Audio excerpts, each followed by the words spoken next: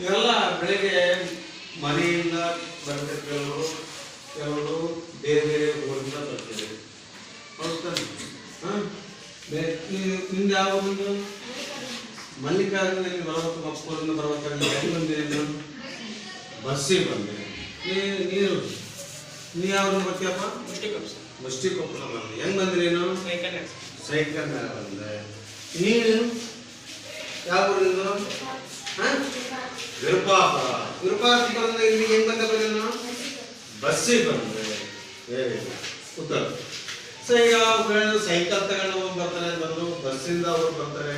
So ಇದು ಏನಿದು? ಇವನು ಏನಂತ ಕರೀತಾರೆ? ಈಗ ಅವನು ಮುಷ್ಟಿಕೊಪ್ಪದಿಂದ ಕಲಿಕೇರಿಗೆ ಅವನು ಸೈಕಲ್ ಮೇಲೆ ಬಂದ, ವಿರುಪಾಪುರದಿಂದ ಕಲಿಕೇರಿಗೆ ಬಸ್ನಲ್ಲಿ ಬಂದರು.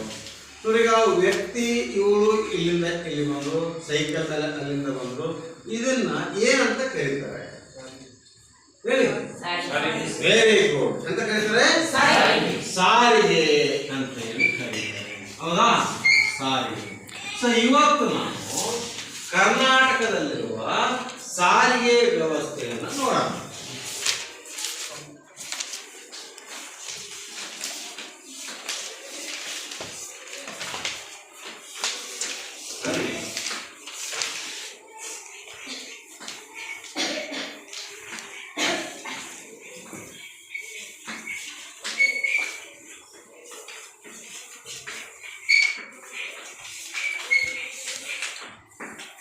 ಕರ್ನಾಟಕದಲ್ಲಿನ ಸಾರಿಗೆ ವ್ಯವಸ್ಥೆ. ಸಾರಿಗೆ ಅಂದ್ರೆ ಯಾರು ಹೇಳ್ತಾರ ನೋಡಿ? ಈಗ ಸಾರಿಗೆ ಸಾರಿಗೆ ಅಂದ್ರೆ ಏನು ಯಾರು ಹೇಳ್ತಾರೆ? ಗೊತ್ತಿದ್ದಾರೆ ಹೇಳು, ಕೈ ಎತ್ಕೊಕ್ಕ ಹೇಳು.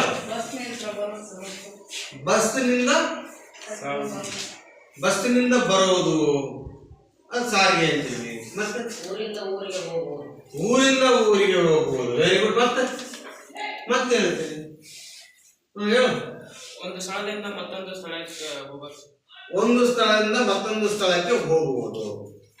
ಮತ್ತೆ ಹುಡುಗಿಯರ ಕಡೆಯಿಂದ ಸಾರಿಗೆ ಅಂದ್ರೆ ಹೇಳೋದು. ಏನು ಸಾರಿಗೆ ಅಂದ್ರೆ ಏನು? ಸ್ಥಳದಿಂದ ಸ್ಥಳಕ್ಕೆ ಪ್ರಯಾಣಿಸುವುದು. ಮತ್ತೆ ವೆರಿ ಗುಡ್. ಈಗ ಸ್ಥಳದಿಂದ ಸ್ಥಳಕ್ಕೆ ಪ್ರಯಾಣಿಸುವುದು ಅಂತ ಹೇಳಿ ಬರೀ ಪ್ರಯಾಣಿಸುವುದು ಜನರು ಮಾತ್ರ ಪ್ರಯಾಣ ಆಗ್ತದೆ. ಮತ್ತೇನಾಗ್ತದೆ? ವಸ್ತುಗಳನ್ನ ಸಾಗಿಸ್ತೀವಿಲ್ಲ. ಸಂಖ್ಯೆ ಇಲ್ಲಿ ಒಂದು ಸ್ಥಳದಿಂದ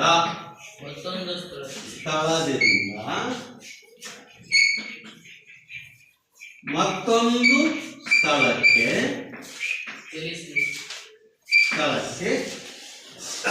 ಯಾವುದು ಜನರನ್ನು ಮತ್ತು ಸರಕುಗಳನ್ನು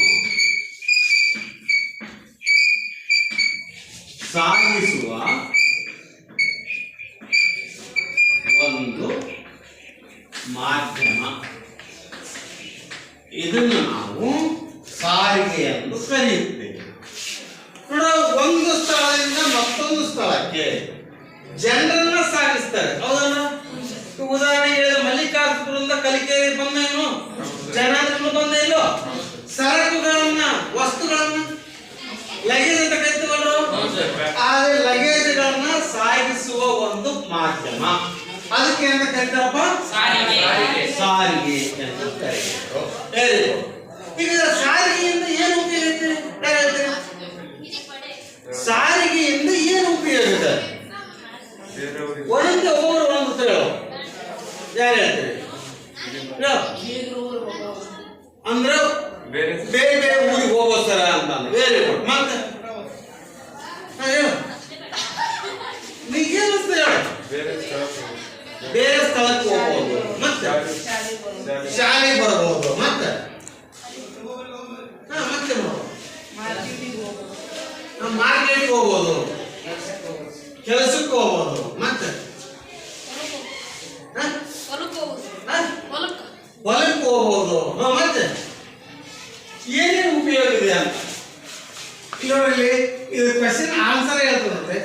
ಒಂದು ಸ್ಥಳದಿಂದ ಮತ್ತೊಂದು ಸ್ಥಳಕ್ಕೆ ಜನರನ್ನ ಮತ್ತು ಸರಕುಗಳನ್ನ ಸಾಗಿಸುವ ಮಾಧ್ಯಮವನ್ನ ಸಾರಿಗೆ ಎಂದು ಕರೀತೇವೆ. ಹೌದಾನೆ? ಹಾಗಾದ್ರೆ ಇದರ ಉಪಯೋಗ ಏನಪ್ಪಾ ಅಂದ್ರೆ, ಈ ಕೆಲವು ಹೇಳಿದ್ರಪ್ಪ ಅಂದ್ರೆ, ಸರ್ ನಾವು ಒಂದು ಸ್ಥಳದಿಂದ ಮತ್ತೊಂದು ಸ್ಥಳಕ್ಕೆ ಹೋಗ್ತೇವೆ, ಒಬ್ರು ಮಾರ್ಕೆಟ್ಗೆ ಹೋಗ್ತೀವಿ ಅಂತ, ಇನ್ನೊಬ್ರು ಬೀರೂರಿಗೆ ಹೋಗ್ತೇವೆ ಸರ್ ನಾವು ಅಂತ. ಹೌದಾ? ಸರಿ, ಕೂತ್ಕೊಳ್ಳಿ. Very good. ಸೊ ಈಗ ನೀವೆಲ್ಲ ರೈತರ ಮಕ್ಕಳು ಹೌದಲ್ಲ? ರೈತರಿಗೆ ಬೆಳೆಯನ್ನ ಬೆಳೆದಿರ, ಬೆಳೆಯನ್ನ ಬೆಳೆದಿರ್ತಕ್ಕಂಥ ಎಲ್ಲ ಮನೆಗೆ ಇಟ್ಕೊಂತೀರ ನೀವು.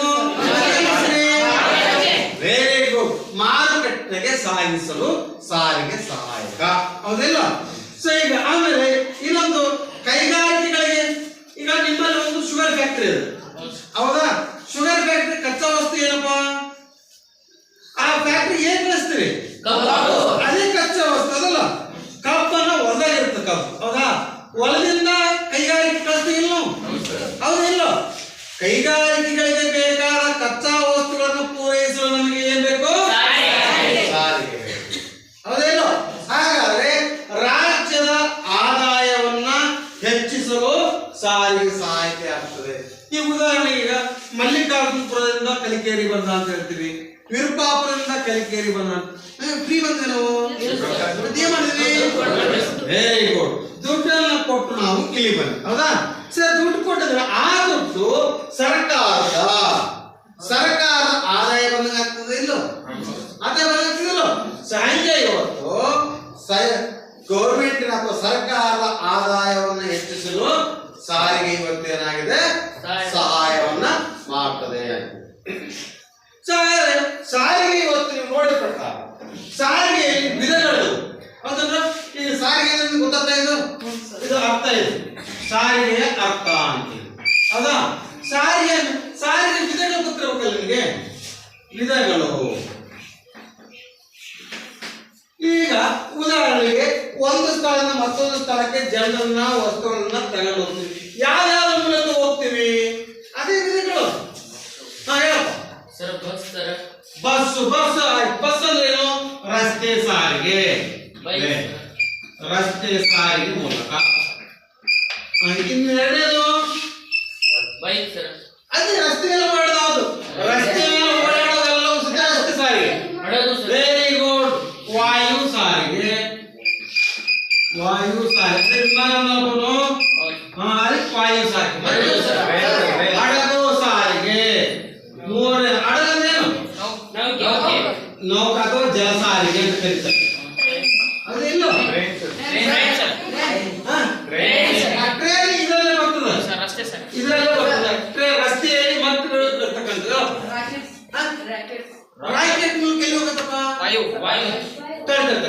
ಈಗ ರಾಕೆಟ್ ಅನ್ನ ಯಾವ್ದಕ್ಕೆ ಉಪಯೋಗಿಸ್ತಾರೆ?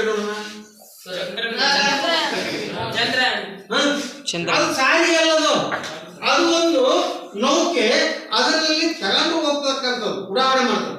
ಪ್ರತಿದಿನ ನಾವು ರಾಕೆಟ್ ಮೂಲಕ ಹೋಗಾಕತ್ತಾರಪ್ಪ? ಆಗೋದಿಲ್ಲ. ಈಗ ನಾವು ಚಂದ್ರಯಾನ 3 ನೋಡಿದ್ವಿ. ನಾವು ಚಂದ್ರಯಾನ 3ಗೆ ನಾವು ಹೋಗಿರ್ತಕ್ಕಂಥದ್ದು ನಿಮ್ಗೆ ಗೊತ್ತೇ ಇದೆ, ಹೌದಾ? ಮಂಗಳ ಗ್ರಹಕ್ಕೂ ಹೋದ್ರು, ಚಂದ್ರಲೋಕಕ್ಕೂ ಹೋದ್ರು ಅಂತ ಹೇಳ್ತೀವಿ. ಅದು ಉಪಗ್ರಹ ಮೂಲಕ ಹೋಗ್ತೀವಿ. ಆ ಉಪಗ್ರಹವನ್ನು ನಾವು ಸಾರಿಗೆ ಅಂತ ಕರೆಯಲ್ಲ, ಅದು ನಮ್ಮನ್ನೆಲ್ಲ ಒತ್ತು ಹೋಯ್ತಕ್ಕಂಥ ನೌಕೆ, ಹೌದಾ? ಹಂಗೆ ಈಗ ಸಾರಿಗೆ ಎಷ್ಟು ವಿಧ ಇದಪ್ಪ? 3 ವಿಧಗಳು.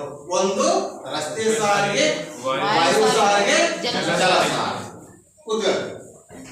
ಈಗ ನೋಡ್ರ, ಈಗ ನಾವು ಸಾರಿಗೆಯ ಅರ್ಥ ಗೊತ್ತಾಯ್ತು, ಸಾರಿಗೆಯ ವಿಧಗಳು ಗೊತ್ತಾಯ್ತು. ಸೊ ಅದರಲ್ಲಿ ಒಂದೊಂದನ್ನು ಮಾಡಿ ನಾವು ನೋಡೋಣ. ಒಂದೇದು ಏನು ಹೇಳಿದ್ರು ನಮ್ಮಲ್ಲಿ? ಯಾವ ಸಾರಿಗೆ? ರಸ್ತೆ ಸಾರಿಗೆ. ರಸ್ತೆ ಸಾರಿಗೆ ರಸ್ತೆ ಸಾರಿಗೆ ಇಲ್ಲಿ ರಸ್ತೆ ಮೇಲೆ ಓಡೋದು ಗೊತ್ತಿರಲಿಲ್ಲ, ರಸ್ತೆ ಮೇಲೆ ಓಡಾಡ್ತಕ್ಕಂತಹ ಸಾರಿಗೆ ನಾವು ರಸ್ತೆ ಸಾರಿಗೆ. ಈಗ ಉದಾಹರಣೆಗೆ ರಸ್ತೆಗಳನ್ನ ನಿರ್ಮಾಣ ಮಾಡ್ತಕ್ಕಂಥ ಒಂದು. ಸೊ ರಸ್ತೆ ಸಾರಿಗೆಯಲ್ಲಿ ನಾವು ವಿಧಗಳನ್ನು ನೋಡ್ತೀವಿ. ಅಲ್ಲಿ ಅವಾಗಲೇ ಹೇಳಿದಾಗೆ ರೈಲು ಸಾರಿಗೆ ಒಂದು ಸಲ ರಸ್ತೆ, ರೈಲುಗಳು ಓಡಾಡ್ತಕ್ಕಂಥ ಯಾವ್ದು ಮೇಲೆ ಹೋಗ್ತಕ್ಕಂಥದ್ದು? ಹಳಿಗಳ ಮೇಲೆ. ಆ ರೈಲ್ವೆ ಸಾರಿಗೆ ಹೋಗೋದು ಹೇಳೋಣ. ರಸ್ತೆ ಸಾರಿಗೆಯಲ್ಲಿ ಎರಡು ವಿಧ ನೋಡ್ತೀವಿ. ಒಂದು ಕಚ್ಚಾ ರಸ್ತೆ ಅಂತ ಹೇಳಿ ಬರ್ತದೆ. ಎಂತ ರಸ್ತೆಪ್ಪ? ಕಚ್ಚಾ ರಸ್ತೆ. ಇನ್ನೊಂದು ಪಕ್ಕಾ ರಸ್ತೆ ಅಂತೇಳಿ. ಸೊ ಇಲ್ಲಿ ನೋಡ್ರು ಕಚ್ಚಾ ರಸ್ತೆ ಅಂತ ಎಲ್ಲ ಗೊತ್ತದ. ಇದು ಕಚ್ಚಾ ರೋಡ್ ಇದು ಅಂತ ಕೇಳ್ತೀವಿ. ಏನು ಕಚ್ಚಾ ಅಂದ್ರೆ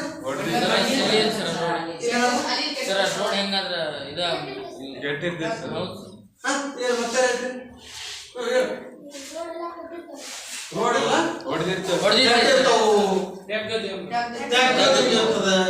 ಮಣ್ಣಿನ ರೋಡ್ ನೋಡಿರಲ್ಲ, ಮಣ್ಣು ಡಾಂಬರ್ ಆಗಿರೋದಿಲ್ಲ, ಸಿಮೆಂಟ್ ಆಗಿರೋದಿಲ್ಲ, ಅದೇ ಅಂತ ಮಣ್ಣು ಅಂತ ಗೊತ್ತಾ? ಆ ಮಣ್ಣಿನ ರಸ್ತೆಗೆ ಅಂತ ಕರೀತಾರೆ ಪಕ್ಕಾ ರಸ್ತೆ ಅಂತ ಕರೀತಾರೆ. ಪಕ್ಕಾ ರಸ್ತೆ ಡಾಂಬರಿಂದ ಮಾಡಿರ್ತಕ್ಕಂಥದ್ದು. ಹೌದು, ಡಾಂಬರೀಕರಣ. ಡಾಂಬರೀಕರಣ ಇನ್ನೊಂದು ಬರ್ತದೆ, ಅದು ಕಾಂಕ್ರೀಟ್ ಅಂತ. ಸೊ ಇವುಗಳ ಮೂಲಕ ಮಾಡ್ತೀವಿ. ಹೌದಾ? ಸೊ ಈ ರಸ್ತೆ ಮಣ್ಣಿ ಕಚ್ಚಾ ರಸ್ತೆ ಅಂತ ಬಂದ್ರಿ ಮಳೆಗಾಲದಲ್ಲಿ ವಾಹನಗಳ ಮೂಲಕ ಓಡಾಡತಕ್ಕಂಥದ್ದು ಬಹಳಷ್ಟು ಕಷ್ಟ. ಹೌದಾ? ಯಾಕಂತಂದ್ರೆ ಯಾವ ಗುಂಡಿ ಒಳಗೆ ನೀರು ತುಂಬಿದೆ ಹೆಂಗ್ ಹೊತ್ತು ಗೊತ್ತೇ ಆಗೋದಿಲ್ಲ. ಹೋಗಿ ಎಷ್ಟೋ ಹೊತ್ತು ಅನಾಹುತಗಳಾಗಿರ್ತಕ್ಕಂಥ ಕೂತಲ್ಲಿ. ಸೊ ಹಂಗೆ ಇಲ್ಲಿ ನೋಡಿ ಡಾಂಬರೀಕರಣ ರಸ್ತೆ ಇದು ಪಕ್ಕಾ ರಸ್ತೆಯಲ್ಲಿ ಬರ್ತದೆ. ಡಾಂಬರ್ನಲ್ಲ, ಆ ಡಾಂಬರ್ನ ರಸ್ತೆಗೆ ಹಾಕಿಬಿಟ್ಟು ಮಾಡ್ತಾರೆ. ಅದನ್ನ ಇದು ಒಂದೇ ಲೆವೆಲ್ ಆಗಿರ್ತಕ್ಕಂಥ ನೋಡ್ತಾರೆ. ಇನ್ನು ಅದೇ ರೀತಿ ಡಾಂಬರ್ ಮಾಡ್ತಕ್ಕಂಥ ಬಹಳಷ್ಟು ಖರ್ಚಾಗ್ತದೆ. ವಿದ್ಯುತ್ ಏನ್ ಮಾಡ್ತಾರೆ ಅಂತಂದ್ರೆ ಕಾಂಕ್ರೀಟ್ ಅನ್ನ ಮಾಡ್ತಾರೆ. ಸಿಮೆಂಟು ಮರಳನ್ನ ಅಥವಾ ಅದು ಅಂತ ಬರ್ತಲ್ಲ ಅವನ್ನ ಮಿಕ್ಸ್ ಮಾಡಿ ಏನ್ ಮಾಡ್ತಾರೆ ಅಂದ್ರೆ ಡಾಂಬರ್ನ ಅದು ಕಾಂಕ್ರೀಟ್ ಮಾಡ್ತಕ್ಕಂಥ ನೋಡ್ತಾರೆ. ನಿಮ್ಮ ಹಳ್ಳಿಯಲ್ಲಿ ನಿಮ್ಮ ಊರಲ್ಲ ನೋಡಿದ್ರೆ ಕಾಂಕ್ರೀಟ್ ಆಗ್ತಕ್ಕಂಥ ಆ ಕಾಂಕ್ರೀಟ್ ಬಿಟ್ಟು ರಸ್ತೆಗಳು ಸೇರ್ತೀವಿ ಅಂತ ಕೇಳ್ತಾರೆ.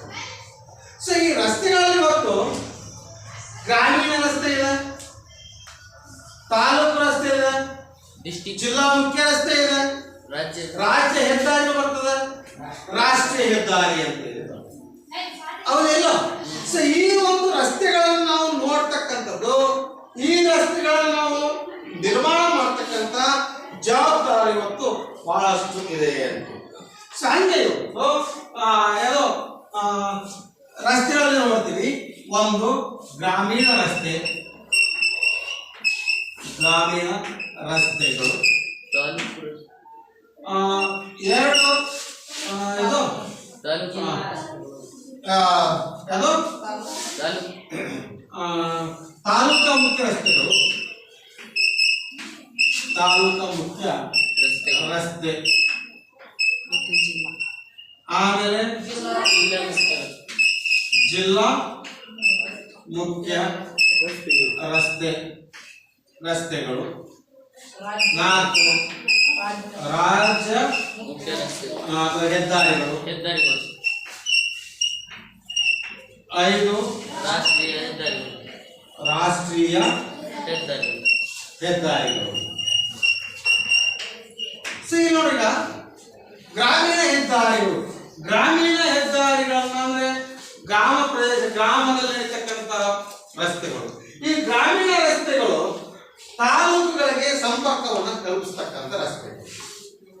ಹಳ್ಳಿಗಳಿಂದ ಹೋಗ್ತಕ್ಕಂಥ ರಸ್ತೆ. ಉದಾಹರಣೆ ನೋಡಿ, ಈಗ ನಿಮ್ಮೂರಿದೆ, ನಿಮ್ಮೂರಿಂದ ನಿಮ್ಮ ತಾಲೂಕಿಗೆ ಸಂಪರ್ಕವನ್ನು ಕಲ್ಪಿಸ್ತಕ್ಕಂಥ ರಸ್ತೆಗಳಿದಾವಲ್ಲ, ಅಂತಹ ರಸ್ತೆಗಳಿಗೆ ಗ್ರಾಮೀಣ ರಸ್ತೆಗಳು ಅಂತೇಳಿ ಹೇಳ್ತಾರೆ.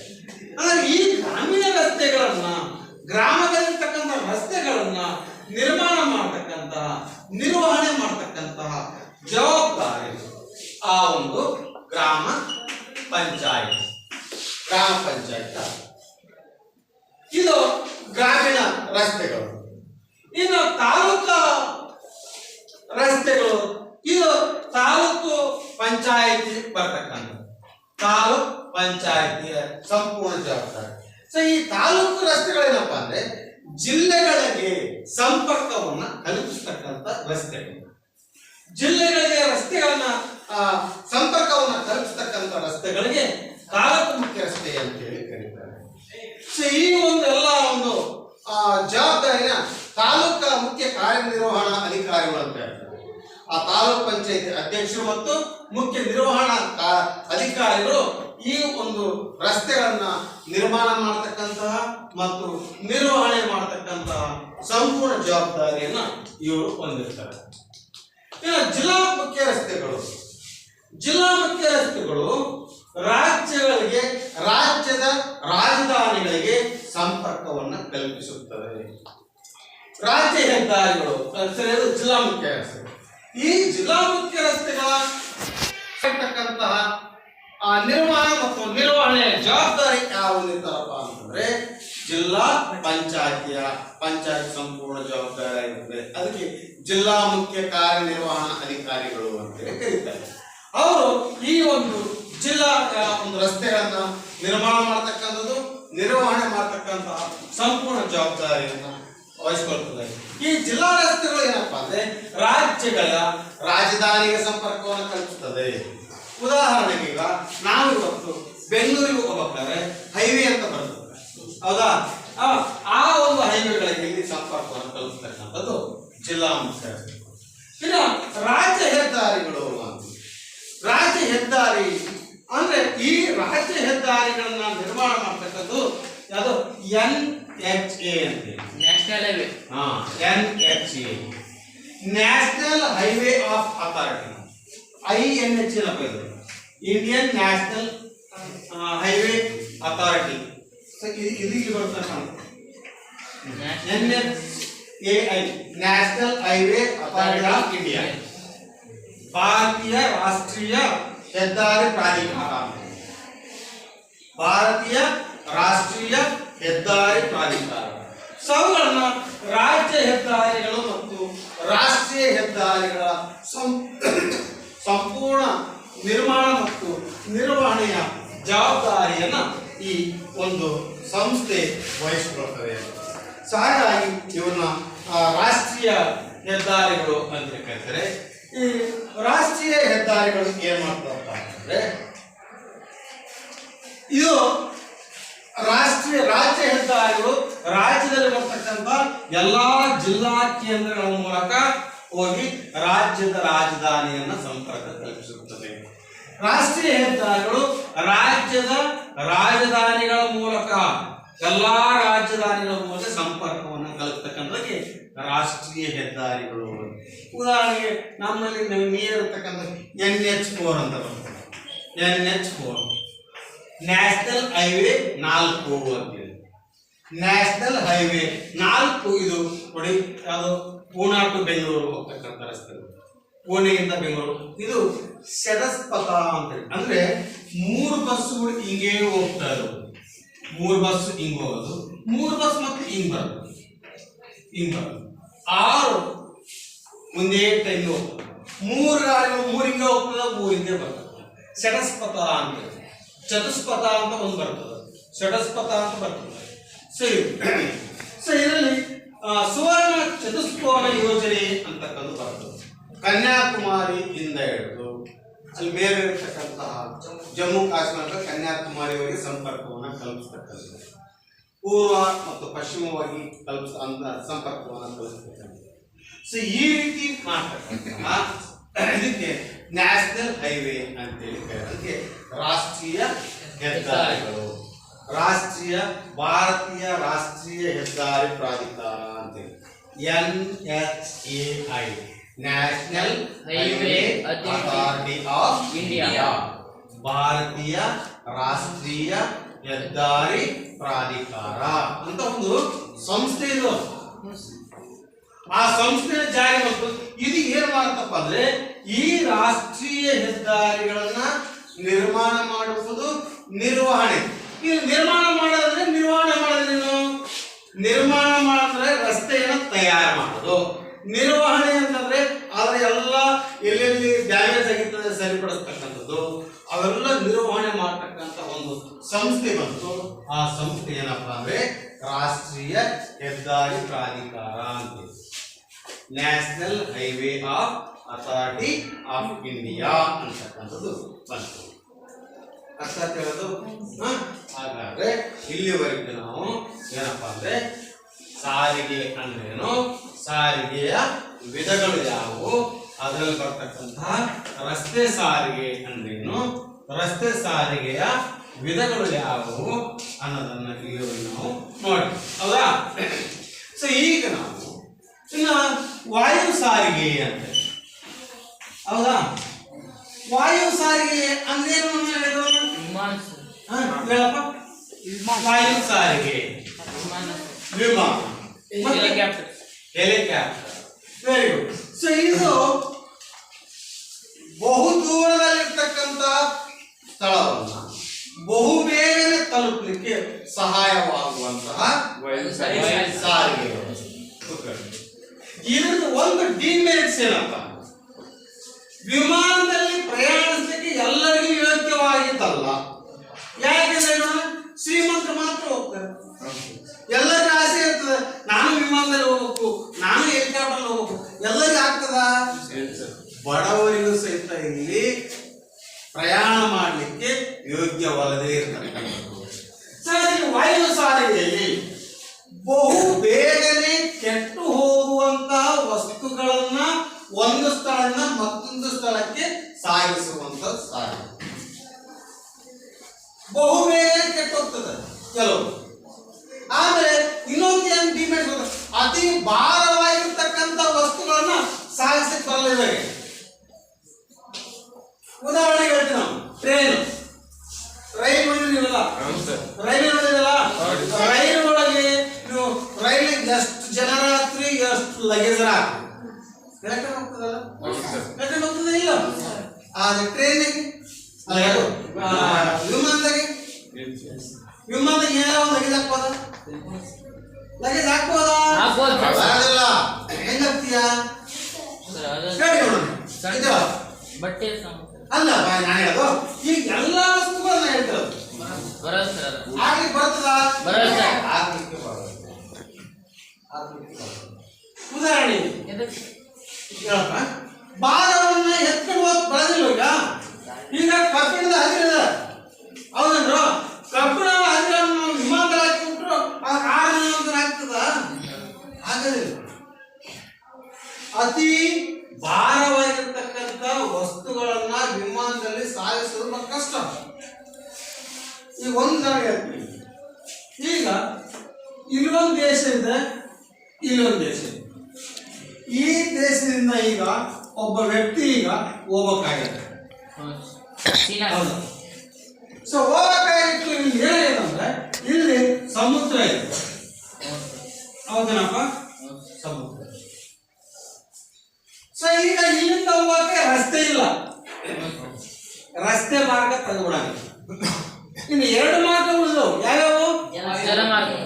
ಒಂದು ಜಲಮಾರ್ಗ ಇದೆ, ಇನ್ನೊಂದು ವಾಯು ಮಾರ್ಗ. ಸೊ ಈಗ ನಾನು ಹೇಳಿದಂಗೆ ಕಬ್ಬಿಣವನ್ನು ನಾನು ಸಾಗಿಸ್ಬೇಕು. Very good. ಯಾವ ಮೂಲಕ? ಜಲಮಾರ್ಗದ ಮೂಲಕ ನಾನು ಈ ಒಂದು ಪ್ರದೇಶಕ್ಕೆ ಈ ಒಂದು ಪ್ರದೇಶಕ್ಕೆ ಇವತ್ತು ಸಾಗಿಸಬಹುದು. ಯಾಕೆ ನಾನು ಇದ್ರ ಮೂಲಕ ಆಗೋದಿಲ್ಲ?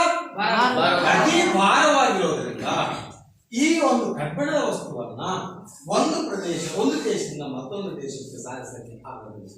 ಸೊ ಈಗ ಕೆಮಿಕಲ್ಸ್ ಇರ್ತವೆ, ಕೆಮಿಕಲ್ಸ್ ಇರ್ತಕ್ಕಂಥವ್ರು ಸಾಗಿಸಬಹುದು. ಕೆಲವೊಂದು ಭಾರವಲ್ಲದೆ ಇರತಕ್ಕಂಥ ವಸ್ತುಗಳನ್ನು ಸಾಗಿಸಬಹುದು, ಕೆಲವು ಮಾಂಸಗಳನ್ನು ಸಾಗಿಸ್ತವೆ, ಅದಕ್ಕೆ ಕೆಟ್ಟೋಗ್ತದೆ. ಸೊ ಹಾಗಾಗಿ ಬಹು ಬೇಗನೆ ಕೆಟ್ಟು ಹೋಗುವಂತಹ ವಸ್ತುಗಳನ್ನ ಇದರಲ್ಲಿ ಸಾಗಿಸಬಹುದು. ಅತಿ ವಿವೇಕವಾಗಿ ನಾವು ಏನಾದ್ರು ಬೇಗ ತಲುಪಬೇಕಾಗಿತ್ತಪ್ಪ ಅಂದ್ರೆ ಈ ಒಂದು ಸಾರಿಗೆ ಮೂಲಕ ನಾವು ಇದನ್ನ ಸಾಗಿಸಬಹುದು.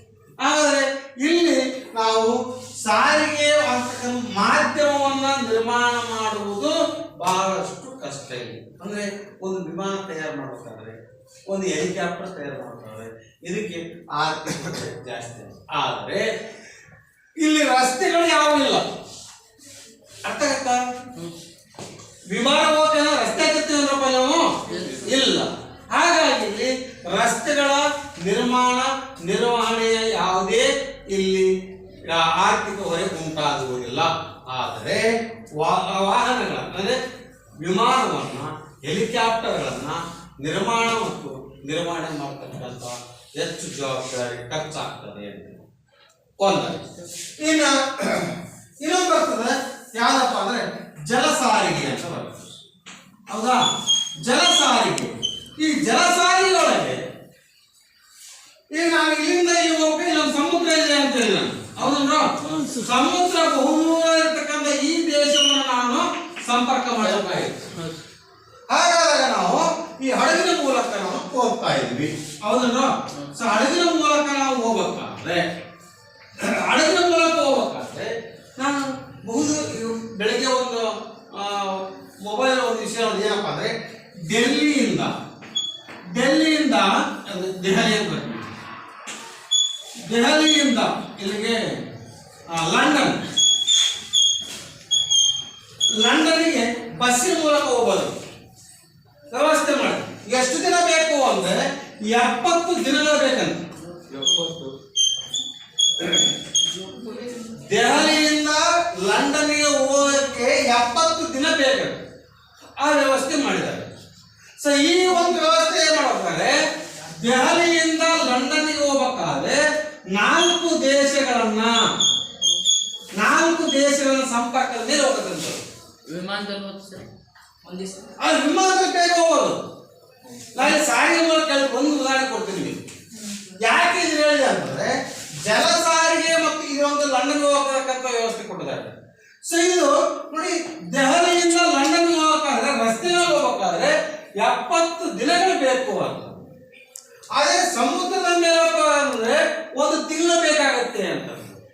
ಅದೇ ನಾವು ವಿಮಾನದಲ್ಲಿ ಹೋಗ್ಬೇಕಂತಂದ್ರೆ ಬಹು ವೇಗದಲ್ಲಿ ಹೋಗ್ತೀವಿ ನಾವು. ಒಂದು ದಿನದಲ್ಲಿ ನಾವು 1.5 ದಿನದಲ್ಲಿ ಹೋಗ್ಬಿಟ್ಬಿಡ್ತೀವಿ. ಈಗ ಇಲ್ಲಿಂದ ಈಗ ಹುಬ್ಬಳ್ಳಿಯಿಂದ ನಾವು ಬೆಂಗಳೂರಿಗೆ ಹೋಗ್ಬೇಕು ಅಂದ್ರೆ 1 ಅವರ್ ಹೋಗ್ತೀವಿ. ಅಲ್ಲಿ ಹತ್ತಿ 1 ತಾಸು ಬೆಂಗಳೂರಿಗೆ ಹೋಗ್ತೀವಿ. ಈಗ ನಾವು ಇಲ್ಲಿ ಹುಬ್ಬಳ್ಳಿಯಿಂದ ನಾನು ದೆಹಲಿಗೆ ಹೋಗ್ಬೇಕಾದ್ರೆ 1-2 ತಾಸಲ್ಲಿ ಹೋಗ್ತೀವಿ, 2 ಗಂಟೆ ವಿಮಾನದಲ್ಲಿ ಹೋಗ್ತೀವಿ. ಹಾಗಾಗಿ ಅತಿ ವೇಗವಾಗಿ ಸಾಗಿಸಬೇಕು ಅನಿವಾರ್ಯತೆ ಇತ್ತು ಅಂದಾಗ ವಾಯು ಸಾರಿಗೆಯಲ್ಲಿ ಹೋಗಲಿಕ್ಕೆ ಉಪಯೋಗ ಇದೆ.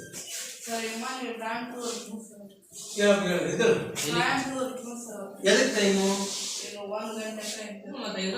ಅಲ್ಲ. ಈಗ ನಾನು ಒಂದು ಉದಾಹರಣೆ, ಈಗ ಈ ಕಲಿಕೆಯಿಂದ ಮುಂದರಿಗೆ ಹೋಗಕ್ಕೆ ನನಗೆ ಎಷ್ಟು ಟೈಮ್ ತೋರಿಸ್ತದ? ಪ್ರಯಾಣ ಮಾಡಿ ನಮ್ಗೆ ಗೊತ್ತಿರ್ತದಲ್ಲ, ಇಷ್ಟು ನಿಮಿಷ ಹೋಗ್ತಾರೆ ನಾನು. ಹಂಗೆ ವಿಮಾನ ವೇಗ ಹೋಗ್ತದೆ, ವಿಮಾನ ವೇಗವಾಗಿ ಹೋಗ್ತಾನೆ. ಸ್ಲೋ ಹೋಗ್ತದೆ, ಬೇಗ ಹೋಗ್ತದೆ. ಬೇಗ ಹೋದಷ್ಟು ಬೇಗ ಹೋಗಿ ತಲುಪ್ತೀವಿ. ಹೆಲಿಕಾಪ್ಟರ್ ಅಷ್ಟೇ ಬೇಗ ಹೋಗಿ ತಲುಪ್ತೀವಿ. ಅರ್ಥ ಆಯ್ತೇನಪ್ಪ? ಅದಕ್ಕೆ ಸಾಂಗ್ಲಿ ಇಲ್ಲಿ ಸೈತಾರಪ್ಪ. ಅದಕ್ಕೆ ರಸ್ತೆ ಇಲ್ಲ ಸರ್, ಮತ್ತೆ ಹೆಂಗ್ ಹೋಗ್ತದೆ ಸರ್ ಅದು ಅಂದಾಗ ನೋಡಿ, ಈಗ ಅವಾಗೆಲ್ಲ ನಾವು ನಾವು ಚಿಕ್ಕವರಿದ್ದಾಗ ಹೆಲಿಕಾಪ್ಟರ್ ಬಂದಾಗ ಓಡಿ ನೋಡಕ್ ಹೋಗ್ತಿದ್ವಿ. ಹೋಗ್ಬೇಕಾದ್ರೆ ಏನಾಗ್ತಿತ್ತು ಅಂದ್ರೆ ಮೇಲೆ ಹೆಲಿಕಾಪ್ಟರ್ ಹೋಗ್ತಾ ಇತ್ತು ಅಂದ್ರೆ ಇಲ್ಲಿ ಹೊಗೆಯನ್ನೇ ಎಬ್ಬಿಸ್ತಾ ಇದ್ರು. ಹೊಗೆ ಎಬ್ಬಿಸೋ ಸೂಚನೆ ಅವ್ರಿಗೆ ಏನ್ ಗೊತ್ತಂದ್ರೆ ಇದೇ ಪ್ಲೇಸು ಅಂತ ಗೊತ್ತಾಗ್ತದೆ. ಸೊ ಅವಾಗ ಏನಾಗ್ತಂದ್ರೆ ಹೆಲಿಕಾಪ್ಟರ್ ಇಲ್ಲಿ ಲ್ಯಾಂಡ್ ನೋಡ್ಲಿಕ್ಕ ಹೆಂಗ್ ಮಾಡ್ತಂದ್ರೆ ಹೆಲಿಪ್ಯಾಡ್ ನೋಡಿದೀವಲ್ಲ, ಹೆಲಿಪ್ಯಾಡ್ ಇಲ್ಲಿ ಸರ್ಕಲ್ ಇರ್ತದೆ. ಹೆಲಿಪ್ಯಾಡ್ ಸರ್ಕಲ್ ಇದ್ದಾಗ ಇಲ್ಲಿ ಎಚ್ ಟೈಪ್ ಇರ್ತದೆ, ಈ ಟೈಪ್ ಇರ್ತದೆ ಹೆಲಿಕಾಪ್ಟರ್ ಲ್ಯಾಂಡ್. ಸೊ ಇಲ್ಲಿ ಇದ್ದಾಗ ಈ ಎಚ್ ಟೈಪ್ ಅಂದಾಗ ಏನಾಗ್ತದೆ ಅಲ್ಲಿ ಹೆಲಿಕಾಪ್ಟರ್ ರೌಂಡ್ ಹೊಡೆದು ನಿಧಾನ ಬಂದು 2 ಕಾಲು ಇಲ್ಲಿ ಇರ್ತದೆ, 3 ಕಾಲು ಇರ್ತದೆ. ಇಲ್ಲಿ ಮುಂದ್ಗಡೆ ಒಂದು ಬರ್ತದೆ ಗಾಲಿ, ಇಲ್ಲಿ ಬಂದು ಇಲ್ಲಿ ಇರ್ತದೆ ಹೆಲಿಕಾಪ್ಟರ್. ಸೊ ಇದ್ರ ಪಕ್ಕ ಏನಾಗ್ತದೆ ಅಂದ್ರೆ ಅಲ್ಲಿ ಬಗೆಯಲ್ಲಿ ಇರ್ತದೆ, ಅವಾಗ ಇರ್ತಾವ. ಸೊ ಈಗ ಏನಾಗಿದೆ, ಈ ದಿಕ್ಸೂಚಿ ಅಂತ ಗೊತ್ತಿಲ್ಲ ನಿಮಗೆಲ್ಲ, ದಿಕ್ಕನ್ನ ಸೂಚನೆ ಮಾಡ್ತಾರೆ. ದಿಕ್ಸೂಚಿಯನ್ನು ಆ ಇದರಲ್ಲಿ ಇಟ್ಟಿರ್ತಾರೆ. ಯಾವ ದಿಕ್ಕಿಗೆ ನಾನು ಹೋಗ್ಬೇಕು, ಯಾವ ದಿಕ್ಕಿನಲ್ಲಿ ಹೋಗ್ಬೇಕು ಅಂತ. ಉದಾಹರಣೆ, ಈಗ ನನ್ನ ಊರಿಗೆ ಹೋಗ್ಬೇಕಾದ್ರೆ ನಾನು ಈ ಕಡೆ ಹೋಗ್ಬೇಕು. ನಾನು ಊರನ್ನು ಈ ಕಡೆ ಬಿಟ್ಟು ನಾನು ಈ ಕಡೆ ಹೋದ್ರೆ ನಾನು ಊರು ತಲುಪ್ತೇನೆ. ನಾನು ಅದು ತೋರಿಸ್ತದೆ.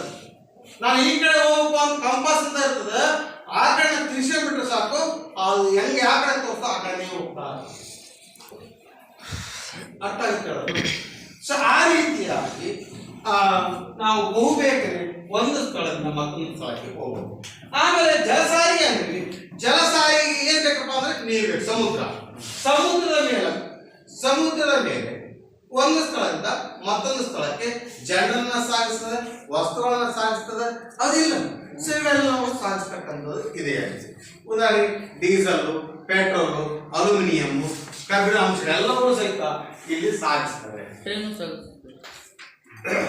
ಆಯ್ತಾ? ಸೊ ಇಲ್ಲಿವರೆಗೂ ಸಹಿತ ಜಲ ಸಾರಿಗೆ ಅಂದ್ರೇನು, ಜಲ ಸಾರಿಗೆ ವಿಧಗಳು, ಅದು ಸಾರಿಗೆ ವಿಧಗಳಲ್ಲಿ ರಸ್ತೆ ಸಾರಿಗೆ, ವಾಯು ಸಾರಿಗೆ, ಜಲ ಸಾರಿಗೆ, ಅದೊಂದನ್ನ ಅರ್ಥ ಮಾಡ್ತಾರೆ. ಆಯ್ತಲ್ಲ? ಗೊತ್ತಾಗುತ್ತಲ್ಲಪ್ಪ? ಹ್ಞೂ ಸರ್.